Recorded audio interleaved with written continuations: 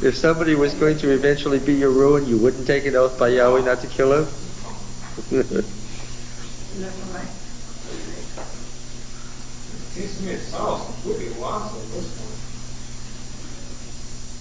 point. I can't account for Saul's emotions or his mood swings. You can't account for emotions by logic. He was just an impetuous person. We already know that.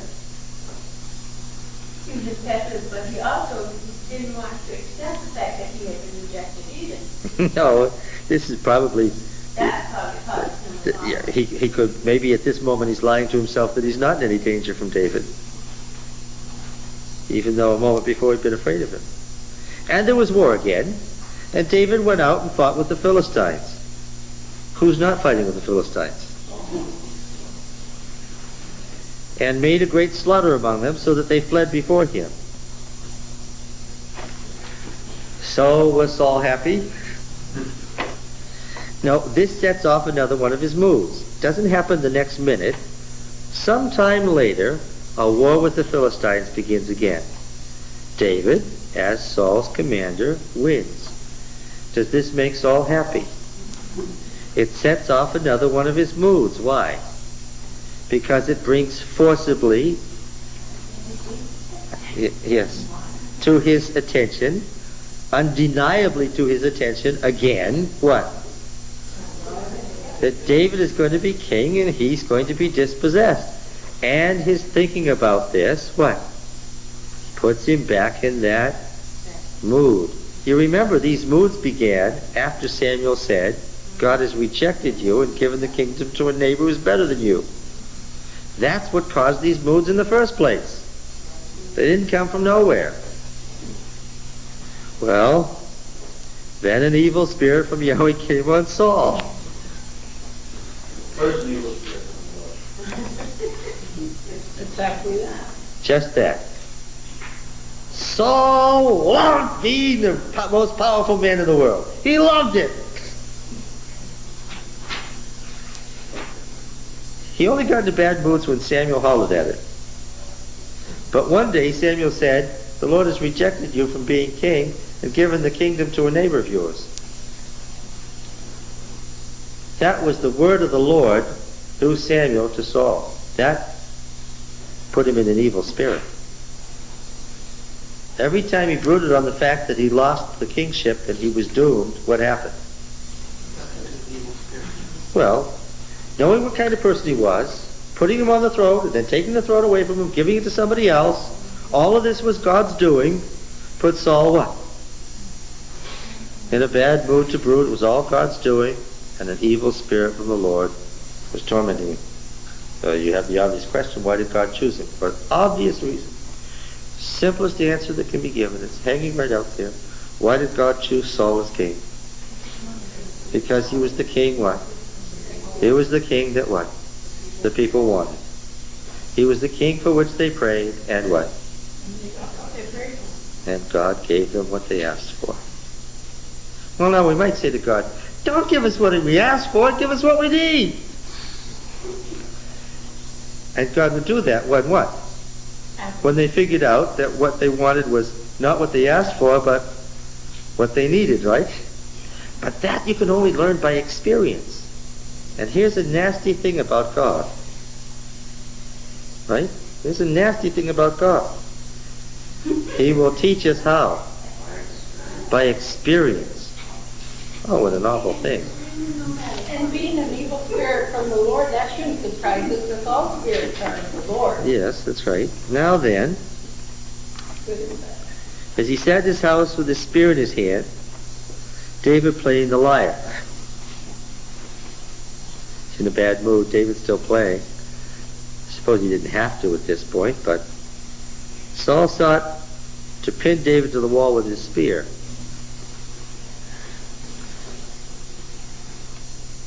But he eluded Saul so that he struck the spear into the wall, and David broke away and escaped. Well, we already know from what's said above that even if he was the best spearman in the world, what? Somehow his spear wasn't going to make contact with David in the right way. That night Saul sent messengers to David's house to watch him. What's he determined to do now? This has driven him into a real disastrous situation. He's going to kill David when? He's figured out what? If he's going to kill David, what? Now. He's got to do it when? Right now. Kill him in the morning. But Michal, David's wife, told him, now what? Now what? He's decided that he's got people watching the house. He's decided he's going to kill him tonight. Stupid man. Stupid man. Who has he let know? Has he got it yet? What? Why would he trust his daughter? Hasn't he figured out by now what? So what does she do? She goes straight home and says to her husband, if you don't save your life tonight, tomorrow you'll be killed. Okay. So Michal let David down through the window. He fled and escaped. Michal took an image and laid it on a bed and put a net of goat's hair at its head, covered it with clothes. And Saul sent messengers to take David. She said he's sick. So they came back and told the king he's sick.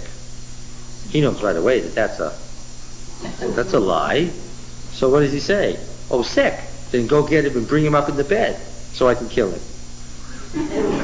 Okay. He's really determined that he's going to do it for sure right now. So, but alas, when they get the bed, what do they find in it? A teraphim, a household image she's gotten her hands on, with this goat's hair net. Verse 17, Saul says to Michal in total exasperation, I'm sure, why have you deceived me thus and let my enemy go so that he's escaped? And Michal, nobody seems in the least bit hesitant to lie to Saul. Everybody's perfectly willing to lie to him when it comes to David. He said, let me go, why should I kill you? She lies. Oh, I had to let him go, he was going to kill me. She lies. Saul has this feeling, however, what? About people when they're talking to him. He has this feeling, what? That people are lying to him. Well, what do you think?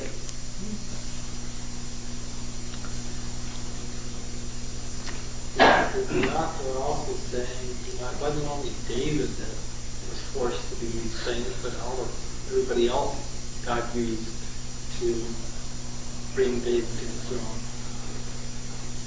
If you listen to the author of History of David's Rise, how many people in Saul's family plotted to make David king? Everybody except Saul.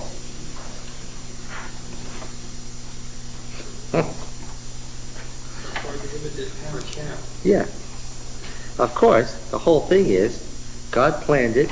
Everybody, no matter what happened, what was going to cooperate to make it happen one way or another. Yeah.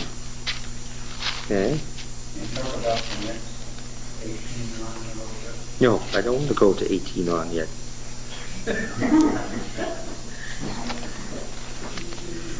I want you to go back to, this came up this morning. Who was Enoch's father? What? Yeah, which Enoch? Somebody said Jared, the father in chapter 5, but the father in chapter 4 was that on his little card. I felt like he was the vice president with potato misspelled there. He'd been given a bump steer. I want you to read Genesis 4 with me. 4:17. Cain knew his wife. Now this is Cain and Abel, Cain. She conceived and bore Enoch, and he built a city and called the name of the city after the name of his son, Enoch, which is probably a mistake. To Enoch was born Irad, and Eridu is the original city of Mesopotamia, according to the Mesopotamian myths. In Genesis, we have the patriarchal religion, the religion of Mesopotamia. So the story is so old that somebody's misunderstood it. To Enoch was born Irad. Irad was the father of Mehujael. Mehujael was the father of Mahushiel. Mahushiel the father of Lamech. Now, you'll notice in the other story that it's Methuselah, and Methuselah is the father of Lamech and father of Noah. These genealogies are made up from the same genealogy, just corrupted. Lamech took 2 wives. The name of one was Ada and the other was Zillah. Ada bore Jabal. He was the father of those who dwell on tents and have cattle. His brother's name was Jubal. Jabal and Jubal, the father of those who play the lyre and pipe, and Jubilee, of course, you immediately see. Zillah bore Tubal Cain, the father of all those who make bronze and iron, Cain being smith, Kenites. And then there is this little ditty. Lamech said to his wives, Ada and Zillah, hear my voice. Wives of Lamech, give ear to my saying. What kind of a couplet? Huh? Parallel. Ada and Zillah is paralleled by wives of Lamech. Hear my voice is paralleled by give ear to my saying. Okay? Now all of this is in the context of the story of Cain. Remember, Cain was sent off to the land of Nod where he wandered forever, and then the mark was put on Cain, and he said, I'm going to be killed, I'm going to be killed. And the Lord said, verse 15, verse 15, Yahweh said to Cain, not so. If anyone slays Cain, vengeance shall be taken on him 7-fold. Okay? Remember that? All right. Now, Ada and Zillah, hear my voice. Wives of Lamech, give ear to my saying. For I have slain a man, Ish, for my wound. Even a male child for my cut. Roy, come over here.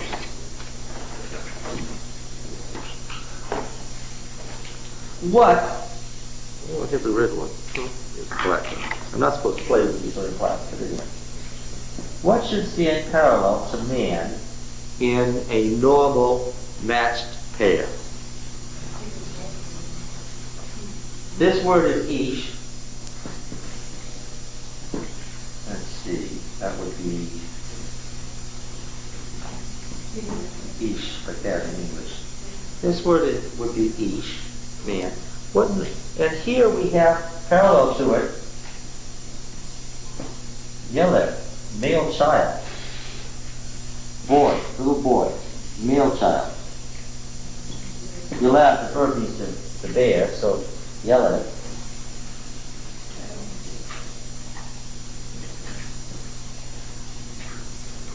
Is this a matched pair? A man, a baby boy? Is that a matched pair? Just tell me. No, it's not.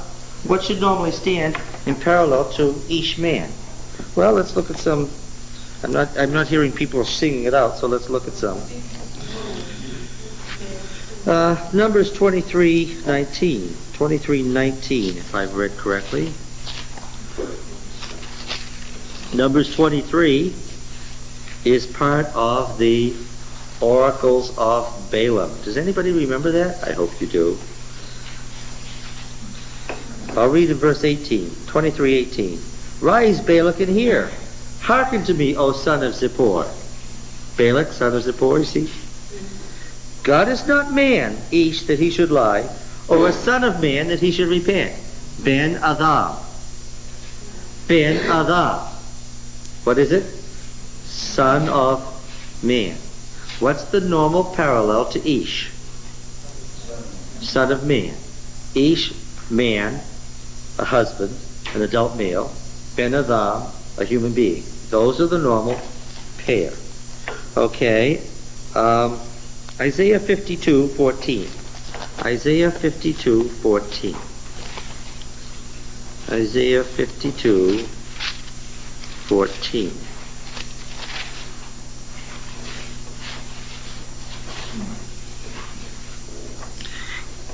As many as were astonished at him, we read this in church this morning, his appearance was so marred from a man's appearance, his form so beyond the sons of men. What's parallel? Ish and B'nai Adam. Okay. Yeah, Jeremiah 49:18. Jeremiah 49:18. Next one over. Jeremiah 49:18. 18.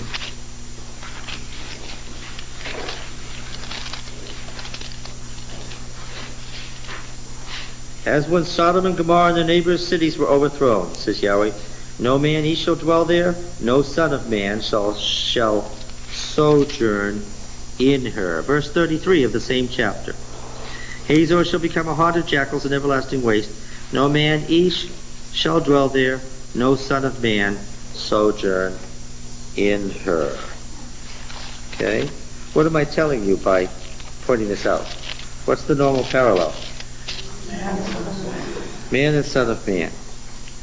And on and on and on and on. I could quote you probably 100 more places where each man is paralleled by Ben Adam, human being, son of a humankind.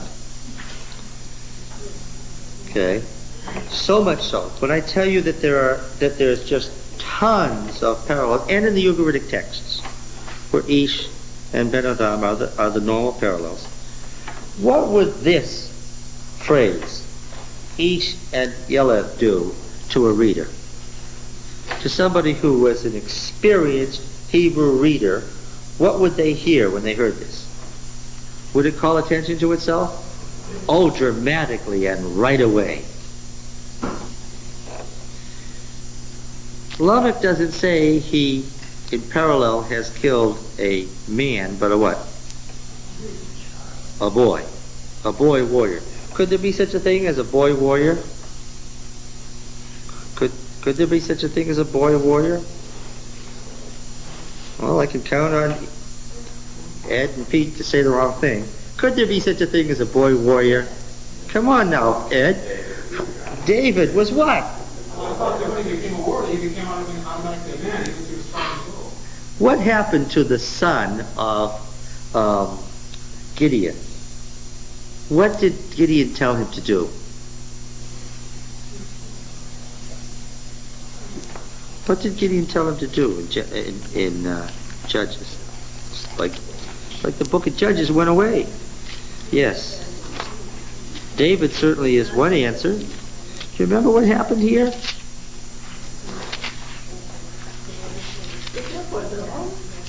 Where is that about Gideon? Jerubbaal. Where is that all told? Oh, you mean a good. Oh, you mean a good moment. Judges 8, verse 18. Then he said to Zebah and Zalmunna, the two kings, remember, of the Midianites, where are the men whom you slew at Tabor? They answered, as you are, so were they, every one of them, the resemblance of the sons of a king. And he said, they were my brothers, the sons of my mother. As Yahweh lives, if you had saved them alive, I would not slay you. And he said to Jether, his firstborn, rise and slay them. But the boy did not draw his sword, for he was afraid, because he was still a child. Yes, but a child who has been trained by his father for what? For war. For war. But he's still so young that what?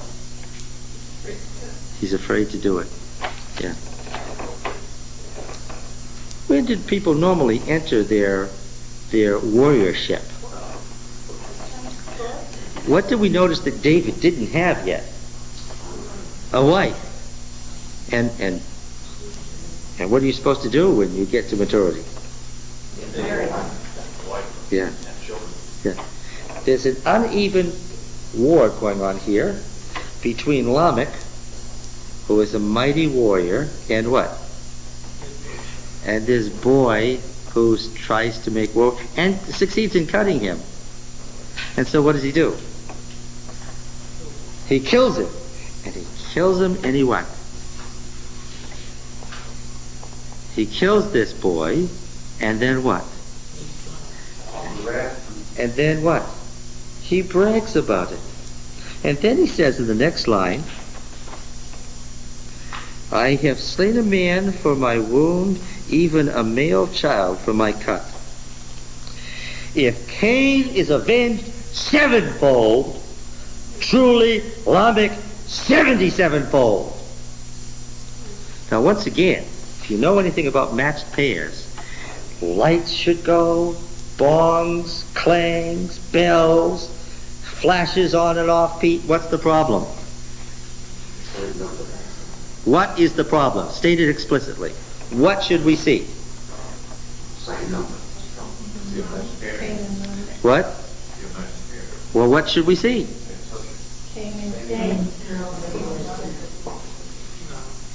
What should we see? Of course, Cain and Lamech are being compared. They're the same line. He's the equivalent of Cain, but he's greater. What should we see? 70-fold. What did I say several times in this class was parallel to X?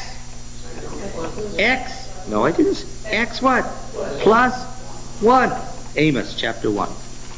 Amos chapter 1.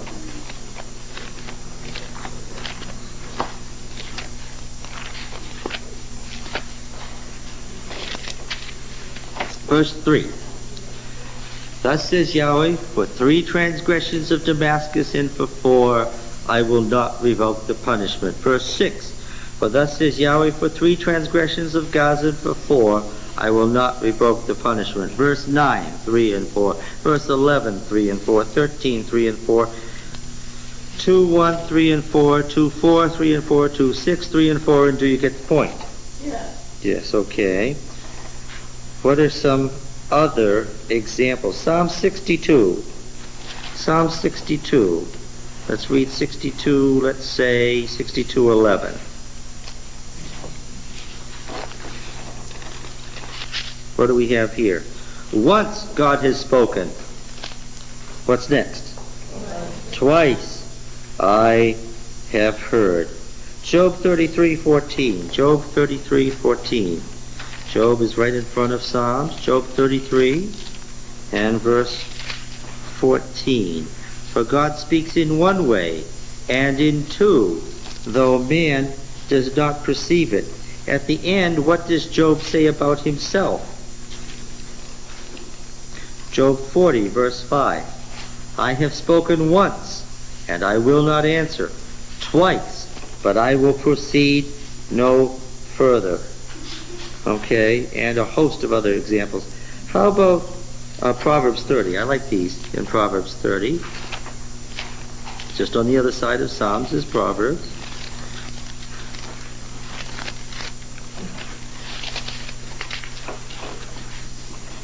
Proverbs 30, verse 15. The leech has 2 daughters. Give, give, they cry. 3 things are never satisfied. 4 never say enough. Verse 18. 3 things are too wonderful for me. 4 I do not understand. Verse 21. Under 3 things the earth trembles. Under 4 it cannot bear up. 29. 3 things are stately in their tread. 4 are stately in their stride. And so forth. Micah 5:5. Micah again. I like Micah. I can't wait till we get to Micah.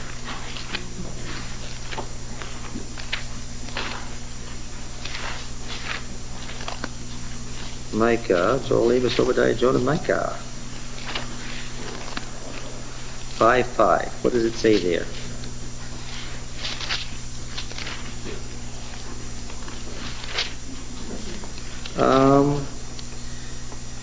And this shall be peace when the Assyrian comes into our land and treads upon our soil.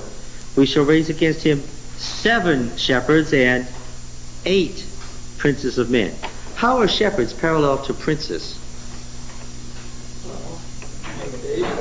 Shepherds are frequently, kings are frequently pictured as the shepherds of their country.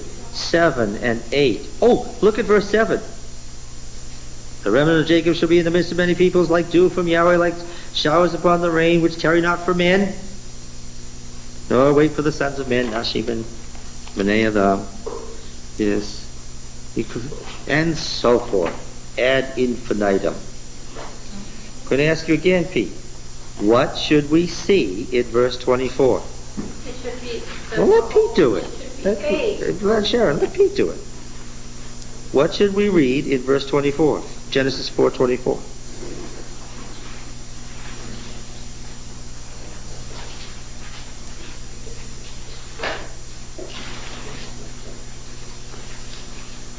Ed, you want to try? What? Yes, but I'm not. The whole point of this last 20 minutes has been numbers, not names. What should we read? Should be be 8. But Of course it should be 8. Don't say but. Stop right there. Now, if you are a Hebrew reader, and you are reading this, and you've already noticed the Ish Yeled odd comparison, that Lamech is proud of killing an unprepared, unmasked, unequal, then what kind of an impression do you get when you read verse 24? If Cain is avenged sevenfold, truly Lamech 77-fold. What kind of a picture does that give you of this man? Huh? Very arrogant. Arrogant. Well, that's not a word I would use, huh? Very bad evil. Bad evil? You think of more precise terms? vicious, brutal, unrepentant. Vicious, brutal, cruel. What kind of a man is he? Ungodly. 77-fold. When you read that ditty and you came to that line, what would be your reaction? What should it be? It should be shocked that anybody would say such a thing. It should read what? 8. And instead it reads 77. Matthew 18.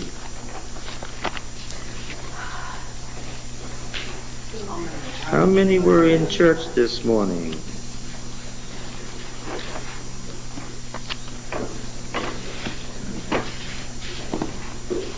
Matthew 18 in verse 21. Anybody in church this morning? Then Peter came up to him and said to him, Lord, how often shall my brother sin against me and I forgive him? This passage we've just been reading was a famous passage. It may not have been famous to you, but it was famous in the Old Testament. It was much discussed because it was so unusual, and they understood it, and they wouldn't have said Cain and Lamech. They would have said 77? This was much discussed by the rabbis, Pete. Now, as many as 7 times? Jesus said to him, I do not say to you 7 times, but 77 times.